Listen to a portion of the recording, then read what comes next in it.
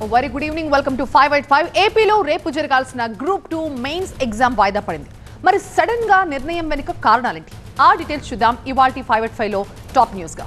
మిర్చికి మద్దతు ధరపై నిన్న మొన్న కేంద్ర మంత్రులు కార్యదర్శులతో చంద్రబాబు వరుస సమావేశాలు. ఇవాళ అమరావతిలో మిర్చి యార్డు అధికారులు ట్రేడర్స్ తో మీటింగ్. మరి సీఎం ఏం తేల్చబోతున్నారు? ట్రాక్ చేద్దాం ఈ బులెటిన్ లో. బీసీ కులగణన విషయంలో మనమే ఛాంపియన్స్ అంటున్నారు సీఎం రేవంత్ రెడ్డి. విపక్షాల తీరును తప్పుపడుతున్నారు. ఆ డీటెయిల్స్ చూద్దాం. తెలంగాణలోని పలు ఏరియాల్లో యూరియా కొరత ఏర్పడుతోంది. తెల్లవారుజాము నుంచే క్యూ లైన్లు నిలబడుతున్నా ఫలితం లేదంటూ లబోదిబోమంటున్నారు రైతులు. మరి యూరియా కొరతపై ప్రభుత్వం ఏమంటోందో ఈ బులెటిన్లో చూద్దాం. గత కొన్ని రోజులుగా తమిళ భాష చుట్టూ నడుస్తున్న రచ్చ చూస్తూనే ఉన్నాం. ఇది చాలదన్నట్లు కన్నడ, మరాఠీ మధ్య పాత పంచాయతీ కొత్తగా రాజుకుంది. అసలు ఆ గొడవేంటో చూద్దాం ఈ రోజు 585 లో.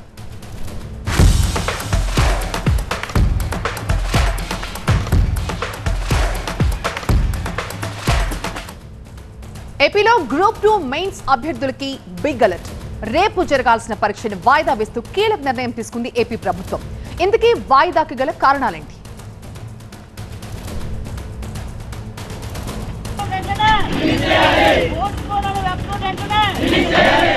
ఏపీలో గ్రూప్ 2 మెయిన్స్ ఎగ్జామ్ వాయిదా పడింది. షెడ్యూల్ ప్రకారం ఫిబ్రవరి 23వ తేదీ అంటే రేపు జరగాల్సిన పరీక్షను వాయిదా వేస్తున్నట్లు ఒకరోజు ముందు ప్రకటించింది ఏపీ ప్రభుత్వం. అభ్యర్థుల నుంచి వస్తున్న వినతులను పరిగణలోకి తీసుకుని కొద్ది రోజుల పాటు పరీక్షలను వాయిదా వేయాలంటూ ఏపీపీఎస్సీకి లేఖ రాసింది. రోస్టర్ తప్పులు సరిచేయకుండా పరీక్షల నిర్వహణపై అభ్యర్థులు కొద్ది రోజులుగా అభ్యంతరాలు వ్యక్తం చేస్తున్నారు. రాజమండ్రి, కాకినాడతో పాటు పలు చోట్ల ఆందోళనలకు సైతం దిగారు. రోస్టర్ సరిచేస్తేనే ఏ విధమైన న్యాయ సమస్యలు ఎదుర్కావంటూ చెప్తూ వస్తున్నారు. మరోవైపు రోస్టర్ అంశంపై కోర్టులో పిటిషన్ కూడా దాఖలు చేశారు. ఈ పిటిషన్ వచ్చే నెల 11వ తేదీ విచారణకు రానుంది.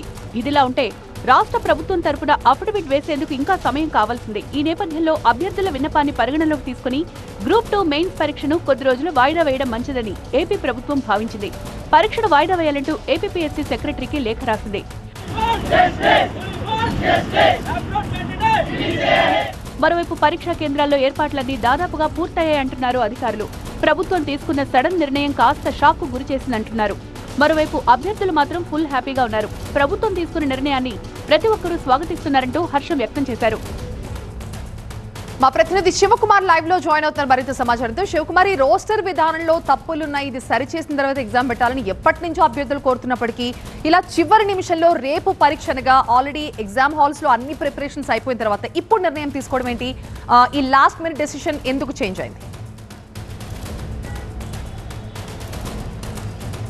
గ్రూప్ 2 మెయిన్స్ ఎగ్జామ్స్ ఇప్పుడు జరగడం మీద అయితే ఒక సర్వత్రా ఉత్కంఠ నెలకొన్నటువంటి పరిస్థితి. ప్రభుత్వ వర్గాల నుంచి అయితే వాయిదా పడినట్లుగా అయితే సమాచారం తెలిసింది. ఏపీపీఎస్సీ నుంచి మాత్రం ఇంకా ఈ యొక్క కీలక ప్రకటన అయితే రావాల్సినటువంటి పరిస్థితి ఉంది. అభ్యర్థనల మేరకు అయితే ప్రభుత్వం ఏపీపీఎస్సీకి ఒక విజ్ఞప్తి చేస్తూ వాయిదా వేయాలని చెప్పని లేఖను రాసింది. ఈ నేపథ్యంలో వాయిదా పడిందని చెప్పని పెద్ద ఎత్తున ఇటు అభ్యర్థులందరూ కూడా సంతోషం వ్యక్తం చేస్తూ ఉన్నారు. అయితే ఏపీపీఎస్సీ ఈ ఎగ్జామ్స్ సంబంధించి ఇంకా దీని మీద ఒక కీలక ప్రకటన చేయాల్సింది. రేపు జరగాల్సినటువంటి ఎగ్జామ్స్ వాయిదా వేస్తుందా లేదా అనే దాన్ని బట్టి ఇంకా క్లారిటీ రావాలి. మరికొద్ది సేపట్లోనే ఏపీపీఎస్సీ దీనికి సంబంధించినటువంటి వ్యవహారం మీద అయితే ఒక కీలక ప్రకటన చేసే అవకాశం అయితే కనపడుతుంది. ప్రస్తుతం ఏపీపీఎస్సీ కార్యాలయం వద్దకు కూడా పెద్ద ఎత్తున అభ్యర్థులు చేరుకుంటున్నారు. రేపు జరిగేటువంటి ఈ యొక్క పరీక్షలను వాయిదా వేయాలని చెప్పని విజ్ఞప్తి చేస్తూ ఉన్నారు. ఇక్కడికి అభ్యర్థులు వస్తూ ఉన్న నేపథ్యంలో ఇక్కడ వివాదాలు జరిగే అవకాశం ఉన్న నేపథ్యంలో పోలీసులు కూడా భారీగా మోహరించారు, ఫోర్స్ని ఏర్పాటు చేశారు. ఎటువంటి అవాంఛనీయ ఘటనలు జరగకుండా మొత్తం భద్రతను కూడా కట్టుదిట్టం చేసినటువంటి పరిస్థితి కనపడుతుంది. అయితే ప్రభుత్వానికి వచ్చినటువంటి అభ్యర్థనల మేరకే ఈ లేఖ రాసినట్లుగా ప్రభుత్వం చెప్తూ ఉంది. ఏదైతే రోస్టర్ విధానం ఏదైతే ఉందో ఈ రోస్టర్ విధానంలో తప్పులు ఉన్నాయి, అది సరిచేసే వరకు కూడా ఈ ఎగ్జామ్స్ను ఆపాలని చెప్పని గత కొద్ది రోజులుగా అయితే అభ్యర్థులు డిమాండ్ చేస్తూ వచ్చారు. ఇదే అంశానికి సంబంధించి ఏపీ హైకోర్టులో కూడా పిటిషన్ దాఖలు చేసిన సందర్భంలో సింగిల్ జడ్జి ఇచ్చినటువంటి తీర్పు ఏదైతే అభ్యర్థులు ఇచ్చినటువంటి దానికి వ్యతిరేకంగా ఏపీపీఎస్సీకి ఫేవర్గా ఇవ్వటం, అదే అంశం మీద హైకోర్టుని ఆశ్రయించిన నేపథ్యంలో హైకోర్టులో కూడా ఈ పిటిషన్ పెండింగ్ ఉన్న నేపథ్యంలో రేపు మార్చి 11న హైకోర్టులో ఈ పిటిషన్ విచారణకు రానుంది. ఈ నేపథ్యంలో ఈ ప్రభుత్వం ఒకవైపు అభ్యర్థుల సూచనలు, ఇటు రాజకీయ పార్టీల నుంచి వచ్చేటువంటి అభ్యర్థుల మేరకు ఈ యొక్క పరీక్షలు వాయిదా వేయాలని కోరి కోరింది. కాబట్టి ఇప్పుడు ఏపీపీఎస్సీ ఈ అంశానికి సంబంధించి ఎలాంటి నిర్ణయం తీసుకుంటుంది, ఎలాంటి కీలక ప్రకటన చేయనుందనేది మటుకు వేచి చూడాల్సిన పరిస్థితి. Thank you Shivakumar. Second exclusive news. గత కొన్ని రోజులుగా ఏపీలో జరుగుతున్న పరిణామాలతో మిర్చి రైతుల సమస్యలపై స్పెషల్ ఫోకస్ పెట్టారు సీఎం చంద్రబాబు. మిర్చి యార్డు అధికారులు, ట్రేడర్లతో ప్రత్యేకంగా సమావేశమయ్యారు. మిర్చి ప్రస్తుత ధర, సాగు వ్యయం, ఎగుమతుల ఇబ్బందులపై చర్చిస్తున్నారు. ఇటు కేంద్ర ప్రభుత్వం నుంచి అందే సహాయం, ఏపీ ప్రభుత్వం తీసుకున్న చర్యలపైన వివరించనున్నారు చంద్రబాబు. కాగా ఈ ఏడాది 5 లక్షల ఎకరాల్లో 12 లక్షల మెట్రిక్ టన్నుల మిర్చి ఉత్పత్తి అయింది. అందులో 4 లక్షల మెట్రిక్ టన్నులను కొనుగోలు చేశారు. ఇక మిగిలిన 8 లక్షల మెట్రిక్ టన్నుల మిర్చి గిట్టుబాటు ధర కల్పించేందుకు ప్రభుత్వం చర్యలు తీసుకున్నది. మరోవైపు ఇప్పటికే కేంద్ర వ్యవసాయ శాఖ మంత్రి శివరాజ్ సింగ్ చౌహాన్ సహా ఇతర కార్యదర్శులతో చంద్రబాబు సమావేశం నిర్వహించారు. చర్చల తర్వాత మార్కెట్ ధర, సాగు ఖర్చుకు మధ్య తేడాను మార్కెట్ ఇంటర్వెన్షన్ స్కీమ్ కింద చెల్లించేందుకు కేంద్రం అంగీకరించింది. ఈ స్కీమ్లో సేకరించే సరుకు గరిష్ట పరిమితిని 25% నుంచి 75% పెంచేందుకు ఓకే చెప్పింది. మిర్చి సాగు వ్యయాన్ని ఐకార్ నిర్ణయించిన 10,000 ధర స్థానంలో ఏపీ సర్కార్ ఖరారు చేసిన 11,600 రూపాయలను పరిగణలోకి తీసుకునేందుకు కేంద్రం సిద్ధమైంది. ఎగుమతులకు ఉన్న అడ్డంకులను తొలగించడంపై కేంద్రం ఫోకస్ చేసింది. ఇక ఈ అంశాలన్నింటితో పాటు ప్రస్తుత మీటింగ్ సారాంశాన్ని చంద్రబాబు కాసేపట్లో వివరించనున్నారు. ఇదే అంశంపై మరిన్ని అప్డేట్స్ తో TV9 associate editor Eshwar live లో జాయిన్ అయ్యారు. ఈశ్వర్, చంద్రబాబు నాయుడు కేంద్రంలో వ్యవసాయ శాఖ మంత్రితో, వ్యవసాయ శాఖ కార్యదర్శులతో మాట్లాడారు. ఇక్కడ మిర్చి రైతులతో, అధికారులతో, ట్రేడర్స్ తో కూడా మాట్లాడారు. ఓవరాల్ గా ఈ సమస్యపై ఎలాంటి అవగాహనకు వచ్చింది ప్రభుత్వం? మిర్చి రైతులు ఏమంటున్నారు? మిర్చి రైతులకి మేలైన లబ్ధి చేకూర్చాలన్నదే లక్ష్యంగా ఈరోజు ముఖ్యమంత్రి శనివారం హాలిడే అయినప్పటికీ కూడా సచివాలయానికి వచ్చారు. కొద్దిసేపటి క్రితమే మిర్చి ట్రేడర్స్ అలాగే అధికారులతో పాటు కొంతమంది మిర్చి రైతులు కూడా సమావేశానికి హాజరయ్యారు. ప్రధానంగా డిక్లైన్డ్ ప్రైసెస్ ఏవైతే ఉన్నాయో మార్కెట్లో ధరలు తగ్గడం ఒకటి, అదే సమయంలో మిగతా ఎక్స్పోర్ట్కి సంబంధించిన హడ్డీల్స్ కావచ్చు, లేకపోతే సాగు వ్యయానికి సంబంధించి ఈ 3 అంశాల అజెండాగా మీటింగ్ జరుగుతుంది.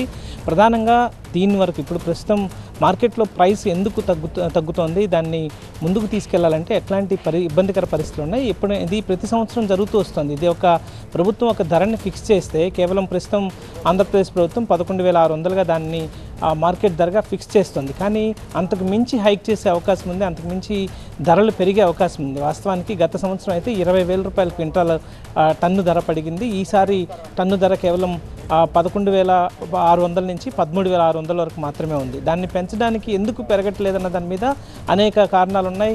గతంలో శ్రీలంక, మలేషియాతో పాటు చైనాకి సరఫరా చేసేవాళ్ళు అక్కడ ఈ ఉత్పత్తి, ఈ క్వాలిటీని వాళ్ళే ఇప్పుడు పండించుకోవడంతో అక్కడికి ఎక్స్పోర్ట్ ఆగిపోయింది. దీంతో ఒకవైపు ఇక్కడ మనకి ప్రొడక్షన్ పెరిగింది, డిమాండ్ తగ్గడంతో దానికి ప్రైస్ డిక్లైన్ అయింది.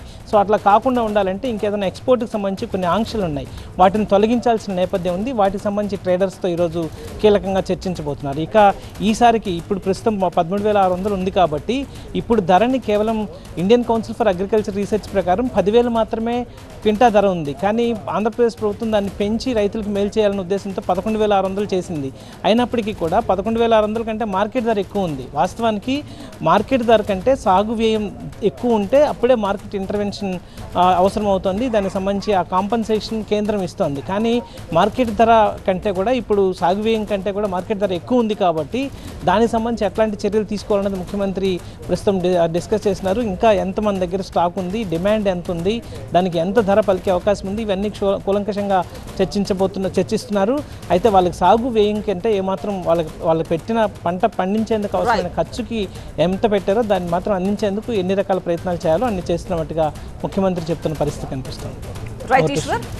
బీసీ సంఘాల నేతల భేటీలో ముఖ్యమంత్రి రేవంత్ రెడ్డి కీలక వ్యాఖ్యలు చేశారు. బీసీ కులగణన విషయంలో మనమే ఛాంపియన్స్ అన్నారు ముఖ్యమంత్రి. విపక్షాల తప్పుడు ప్రచారాన్ని తిప్పికొట్టండి అని తెలిపారు. బీసీ కులగణనను ప్రజల్లోకి తీసుకువెళ్ళండి అని సూచించారు సీఎం రేవంత్. బీసీ కులగణనపై మన బాధ్యత పూర్తయింది, ఇక ప్రజల్లోకి తీసుకువెళ్లవలసిన బాధ్యత బీసీ సంఘాలదే అన్నారు రేవంత్. కులగణనను గమ్యం చేర్చే వరకు బాధ్యత తీసుకోవాలి అని సూచించారు. మార్చి 10లోగా సామాజిక వర్గాల వారీగా తీర్మానాలు చేయండి అన్నారు. కులగణనలో బీసీ సంఘాలు ఐక్యత చాటాలని సూచించారు సీఎం రేవంత్ రెడ్డి. మన వాళ్ళు మౌనంగా ఉంటే శాశ్వతంగా నష్టపోతారు. ఏ రాష్ట్రం కూడా ముందుకు రాదు. మీరు ఎవరికి వాళ్ళు ఏదో లేదు రేవంత్ రెడ్డి గారు చేసి ఆయన చెప్పుకుంటారులే, పట్టి విక్రమార్క చేసి ఈయన చెప్పుకుంటారులే అంటే ఇది అల్టిమేట్గా ఎవరికి నష్టము? మరి ఇక మీరు అందరు కట్టబట్టుకొని బయటకు బయలుదేరకుండా ఎక్కడికక్కడ మీరు ఎవరికి వాళ్ళు సైలెంట్ కూర్చుంటే సైలెంట్ స్పెక్టేటర్స్ కింద ఉంటే ఇది 100% మీకు తీరని నష్టము. ఇక దీన్ని మీరందరూ కలిసి కంచేసి కాపాడుకోవాల్సిన సందర్భం వచ్చింది. దీన్ని కాపాడుకోండి. కాపాడుకోవడమే కాకుండా ప్రజల దగ్గరికి తీసుకెళ్ళాలి. అసెంబ్లీలో పెట్టి లెక్కలు చేసి దీనికి చట్టబద్ధత కల్పించే వరకు ముఖ్యమంత్రిగా నా బాధ్యత అయిపోయినట్టే. ఆ నుంచి ముందుకు తీసుకెళ్లాల్సిన బాధ్యత మీదే. ఎన్ని కులాలు ఉన్నాయో ఎవరికి వాళ్ళు వాళ్ళ సామాజిక వర్గం బాధ్యత తీసుకోండి. ఎవరి వాళ్ళు మీ సంఘం మీటింగ్ పెట్టురు. మార్చి 10 లోపల అన్ని సంఘాలలో వాళ్ళ సంఘం మీటింగ్ పెట్టురు. అయ్యా ఈ లెక్క పక్కా ఉంది, ఈ లెక్క ప్రకారం. ముఖ్యమంత్రి వ్యాఖ్యలు విన్నాం. మరి బీసీ సంఘాల రియాక్షన్స్ ఏంటి వివరించడానికి మా ప్రతినిధి శ్రవణ్ లైవ్ లో సిద్ధంగా ఉన్నారు. శ్రవణ్, ప్రభుత్వం తమ బాధ్యతను నిర్వర్తించింది, బీసీ కులగణన నిర్వహించింది. మరి ఇప్పుడు ప్రజల్లోకి తీసుకువెళ్లాల్సిన బాధ్యత బీసీ సంఘాలదే అంటున్నారు. మరి బీసీ సంఘాలు ఏమంటున్నాయి? మార్చి 10న ఢిల్లీలో జరిగే పార్లమెంటు సమావేశాల్లో ఇక్కడ అసెంబ్లీలో చట్టాన్ని చేసి దాన్ని ఢిల్లీకి పంపించి అక్కడ ఆమోదింప చేసుకోవాలనేది కాంగ్రెస్ పార్టీ చూస్తున్న నేపథ్యంలో మార్చి 10 లోపుగా కూడా నేను ఒక ముఖ్యమంత్రిగా సమగ్ర కుటుంబ సర్వే నిర్వహించి దానిలో బీసీల లెక్కలు ఎంత ఉన్నాయి, వాళ్ళ రిజర్వేషన్ శాతం ఎంతో తేల్చాను. ఇక ఈ అంశాన్ని ముందుకు తీసుకెళ్లాల్సిన బాధ్యత బీసీ నాయకులదే, అది బీసీలదే అంటూ కూడా బాధ్యత మొత్తం బీసీల మీద వేశారు. సో రాష్ట్ర వ్యాప్తంగా బీసీ సంఘాలు అయ్యుండొచ్చు, బీసీ కులాలు అయ్యుండొచ్చు, అన్ని కులాల వారి సంఘాలతో వారి కులాలతో మీటింగ్లను ఏర్పాటు చేసుకోండి. ఇందులో ఎక్కడ కూడా తప్పులు లేవు, తప్పుడు ఉన్నాయంటూ చేస్తున్న ప్రచారంలో వాస్తవం లేదు. ఎందుకంటే ఒక ప్లానింగ్ డిపార్ట్మెంట్ని నోడల్ ఏజెన్సీగా ఏర్పాటు చేసి దీన్ని ఏర్పాటు చేసి మొత్తం సమగ్ర కులగణన సర్వే చేశాము. 2014లో కేసీఆర్ చేశారని చెప్పుకుంటున్న సర్వే ఏదైతే ఉందో అది తప్పుడు సర్వే, దానికి ఎటువంటి శాంటిటీ లేదు. కానీ ఒక ప్లానింగ్ డిపార్ట్మెంట్తోని ఒక చట్టబద్ధంగా దీని ఎటువంటి లీగల్ కాన్సిక్వెన్సెస్ రాకుండా చేసిన సర్వేలో ఎక్కడ కూడా తప్పు లేవు. తప్పు అని చెబుతున్న వాళ్ళు ఎక్కడ తప్పు జరిగిందో, ఏ ఏరియాలో ఏ ప్రాంతంలో ఎవరి వివరాలు తప్పుగా నమోదు చేశామో చెప్పాలంటూ కూడా సీఎం రేవంత్ రెడ్డి సూటిగా ప్రశ్నించారు. అసలు కేసీఆర్, కేటీఆర్, హరీష్ రావు అసలు ఈ కులగణన సర్వేలో పాల్గొనకుండా దీన్ని తప్పుడు సర్వేగా చెప్తున్నారు. కాబట్టి దీనిపై ఖచ్చితంగా బీసీ నాయకులు స్పందించాలంటూ కూడా సీఎం రేవంత్ రెడ్డి దిశానిర్దేశం చేశారు. కేసీఆర్, కేటీఆర్ అలాగే హరీష్ రావు ఇంటి ముందు మేల్కొల్పు డప్పులు కొట్టండి బీసీ నాయకులందరూ కలిసి కూడా అంటూ కూడా చేశారు. దీనిపై మోదీ కూడా మొత్తం సమగ్ర కులగణన సర్వేలో కుటుంబ సర్వేలో కులగణన సర్వే చేయాలంటూ కూడా మొత్తానికి కూడా ఈ అంశం మీద బీసీలకు చేతుల్లోకి పెడుతున్నాము. ఈ అంశాన్ని ముందుకు తీసుకెళ్లాలి. 10న ఢిల్లీలో అన్ని పార్టీలతో కలిసి ఈ అంశం మీద చర్చిస్తామని సీఎం రేవంత్ రెడ్డి చెప్పారు. రైట్ శ్రవణ్. తెలంగాణలోని పలు జిల్లాల్లో యూరియా కొరత వెంటాడుతోంది. నిర్మల్, కరీంనగర్ జిల్లాల్లో యూరియా కోసం రైతులు బారులు తీరారు. యూరియా కొరతతో తెల్లవారుజాము నుంచే రైతులు ప్రాథమిక వ్యవసాయ కేంద్రాలకి క్యూ కడుతున్నారు. గంటల తరబడి క్యూ లైన్లో నిల్చున్నా అవసరం మేరకు యూరియా బస్తాలు ఇవ్వడం లేదని రైతులు ఆరోపిస్తున్నారు. అటు యూరియా కొరతపై మంత్రి తుమ్మల సమీక్ష చేశారు.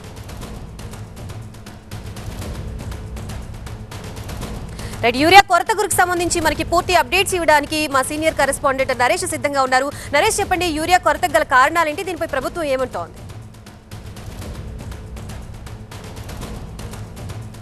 రైతులు యూరియా కొరతతో తీవ్ర ఇబ్బందులు పడుతున్నారు. అటు ఉమ్మడి కరీంనగర్కు సంబంధించి ఇటు ఉమ్మడి ఆదిలాబాద్లోని నిర్మల్ జిల్లాలో కూడా యూరియా కొరత ఏర్పడుతుంది. నిర్మల్ జిల్లాలో లోకేశ్వరం మండలం మన్మధుల్లో పెద్ద ఎత్తున రైతులు యూరియా కోసం ఉదయం నుంచి సాయంత్రం వరకు క్యూ లైన్ లో బారిన తీరిన పరిస్థితి కనిపిస్తుంది. అయితే రాష్ట్ర ప్రభుత్వం మాత్రం యూరియా కొరత లేదని చెప్తుంది. అక్టోబర్ 1 నుండి ఇప్పటి వరకు 8,54,000 టన్నులకు సంబంధించిన యూరియా కేంద్ర ప్రభుత్వం నుంచి రావాల్సి ఉంది. అయితే 6,37,000 టన్నులు మాత్రమే ప్రభుత్వానికి రావడంతో కాస్త ఇబ్బందికరమైన పరిస్థితులు ఉన్నాయి. ఈ నెలలో 1,30,000 టన్నుల యూరియా రావాల్సి ఉంది. ఆ యూరియా రాకపోవడం కారణంగా ఈ ఇబ్బందులు ఎదురవుతున్నాయని మంత్రి తుమ్మల నాగేశ్వరరావు చెప్తున్న పరిస్థితి కనిపిస్తుంది. మరోవైపు ఇక్కడ వ్యవసాయ శాఖ అధికారులకు మార్కెట్ కు సంబంధించిన డిఎంలకు మధ్య సఖ్యత లేకపోవడంతో, డిఏఓలు డిఎంల మధ్య సఖ్యత లేకపోవడంతో యూరియా కొరత ఏర్పడుతున్న పరిస్థితులు కనిపిస్తున్నాయి. వ్యవసాయ శాఖ ముందస్తుగానే రైతులకు సంబంధించిన వివరాలు పూర్తిగా ఎంత యూరియా అవసరం అవుతుందో ప్రభుత్వానికి చెప్పాల్సి ఉంది. ఈ నేపథ్యంలో నిర్మల్ జిల్లాకు సంబంధించి 25 మెట్రిక్ టన్నులకు సంబంధించి 25,000 మెట్రిక్ టన్నులకు సంబంధించిన యూరియా రావాల్సి ఉండగా ఇప్పటికే 13,000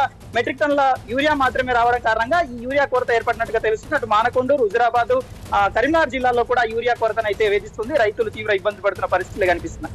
right, thank you Naresh. So త్రిభాషా సిద్ధాంతంపై తమిళనాడు వర్సెస్ కేంద్రం, కర్ణాటక, మహారాష్ట్ర మధ్య లాంగ్వేజ్ లడాయి. సౌత్ టు నార్త్ ఏంటి వివాదం? ఫుల్ డీటెయిల్స్ 9:30కి చూద్దాం బర్నింగ్ టాపిక్ లో.